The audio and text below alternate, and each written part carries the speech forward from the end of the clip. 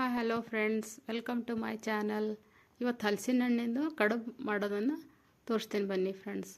ಮೊದಲೇ ಹಲಸಿನ ಹಣ್ಣು ತೊಗೊಂಡಿದ್ದೀನಿ, ಒಂದು ಬಟ್ಲು ಅದನ್ನೆಲ್ಲ ಕ್ಲೀನ್ ಮಾಡ್ಕೊತಾ ಇದ್ದೇನೆ. ಅದರೊಳಗಿರೋ ಬೀಜನೆಲ್ಲ ತೆಗೆದು ಹಲಸಿನ ಹಣ್ಣಿನೊಳಗೆ ಬೀಜ ತೆಗೆದು ಕ್ಲೀನ್ ಮಾಡ್ಕೊತಾ ಇದ್ದೀನಿ.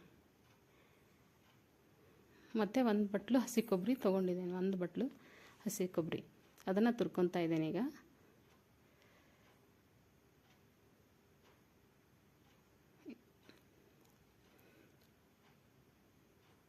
ಒಂದು ಜಾರಿಗೆ ಸ್ವಲ್ಪ ಬೆಲ್ಲ ಹಾಕ್ಕೊತಾ ಇದ್ದೀನಿ.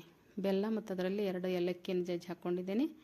ಮತ್ತು ಒಂದು ಹಸಿ ಕೊಬ್ಬರಿ ತುರ್ಕೊಂಡಿದ್ನಲ್ಲ, ಆ ಕೊಬ್ಬರಿಯನ್ನು ಹಾಕ್ಕೊತಾ ಇದ್ದೀನಿ ಜಾರಿಗೆ. ಮತ್ತು ಇದು ಕ್ಲೀನ್ ಮಾಡಿ ಇಟ್ಕೊಂಡಿದ್ದು ಹಲಸಿನ ಹಣ್ಣಿನ ತೊಳೆ ಇತ್ತಲ್ಲ, ಅದನ್ನು ಹಾಕ್ಕೊತಾ ಇದ್ದೀನಿ. ಹಾಕ್ಕೊಂಡು ಮಿಕ್ಸರ್ ಮಾಡ್ಕೊಳ್ಳೋಣ ಬನ್ನಿ. ನೋಡಿ, ಈಗ ಮಿಕ್ಸರ್ ಮಾಡ್ಕೊಂಡಾಯಿತು. ಇದು ನೋಡಿ ಎಷ್ಟು ಚೆನ್ನಾಗಿ ಕಾಣಿಸ್ತಾ ಇದೆ, ಹಳದಿ ಕಲರು. ಇದನ್ನೇ ಒಂದು ಪಾತ್ರೆಗೆ ಹಾಕ್ಕೊಂಬಿಡೋಣ.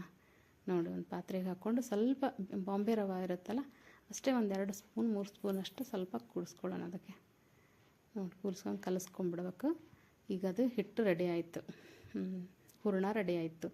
ಒಂದು ಇಡ್ಲಿ ಕುಕ್ಕರ್ಗೆ ಪಾತ್ರೆಗೆ ನೀರು ಹಾಕ್ಕೊಂಡು ಅದರೊಳಗೆ ಬಾಳೆ ಎಲೆ ಇರುತ್ತಲ್ಲ, ಅದನ್ನು ಸಣ್ಣ ಸಣ್ಣ ಚಿಕ್ಕದಾಗಿ ಕಟ್ ಮಾಡಿಕೊಂಡು ಇದು ಹಣ್ಣದೆಲ್ಲ ಹೂರಣ ಇರುತ್ತಲ್ಲ ಸ್ವಲ್ಪ ಹಾಕಿ ಎಲ್ಲನೂ ಜೋಡಿಸ್ಕೊಂಬಿಡೋಣ ಅದರ ಕುಕ್ಕರ್ನಲ್ಲಿ.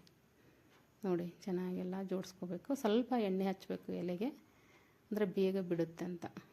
ಎಣ್ಣೆ ಹಚ್ಕೊಂಡು ಎಲ್ಲನೂ ಒಂದೊಂದಾಗಿ ಇಟ್ಕೋಬೇಕು. ಫ್ರೆಂಡ್ಸ್, ಒಂದು ಸಾರಿ ಮಾಡಿ ನೋಡಿ, ತುಂಬ ಚೆನ್ನಾಗಾಗುತ್ತೆ. ಒಂದು ಸಲ ಮಾಡಿದರೆ ನೀವು ಪದೇ ಪದೇ ಮಾಡ್ಕೊಂಡು ತಿನ್ಬೇಕು ಅನಿಸುತ್ತೆ, ಅಷ್ಟೊಂದು ಚೆನ್ನಾಗಾಗುತ್ತೆ. ಮಾಡಿ ನೋಡಿ ಫ್ರೆಂಡ್ಸ್. ನೋಡಿ, ಇದನ್ನು ಏನು ಮಾಡಬೇಕು, ಗ್ಯಾಸ್ ಮೇಲೆ ಇಡಬೇಕು. ಇಟ್ಟು ಒಂದು 20 ನಿಮಿಷ ಮೀಡಿಯಮ್ ಉರಿಲಿಟ್ಟು 20 ನಿಮಿಷ ಹಾಗೆ ಬಿಟ್ಬಿಡ್ಬೇಕು. 20 ನಿಮಿಷ ಅಂದರೆ ಚೆನ್ನಾಗಿ ಬೆಂದ್ಬಿಡುತ್ತೆ. ನೋಡಿ ಎಷ್ಟು ಚೆನ್ನಾಗಿ ಬಂದಿದೆ. ನೋಡಿ, ಈಗ ನೋಡಿ ಬೆಂದಿದೆ. ಅದಕ್ಕೆ ಸ್ವಲ್ಪ ತುಪ್ಪ ಹಾಕ್ಕೊತಾ ಇದ್ದೀನಿ. ತುಪ್ಪ ಹಾಕ್ಕೊಂಡು ತಿಂದ್ರಂದ್ರೂ ಬಾಯಲ್ಲಿಟ್ಟರೆ ಕರಗುತ್ತೆ, ಅಷ್ಟೊಂದು ಚೆನ್ನಾಗಿ ಟೇಸ್ಟ್ ಬರುತ್ತೆ. ಕೊಬ್ಬರಿದು ಆ ಹಣ್ಣಿನ ಟೇಸ್ಟು, ಬೆಲ್ಲ, ಏಲಕ್ಕಿ ತುಂಬ ಚೆನ್ನಾಗಿರುತ್ತೆ. ಒಂದು ಸರಿ ಮಾಡಿ ನೋಡಿ ಫ್ರೆಂಡ್ಸ್. Thank you.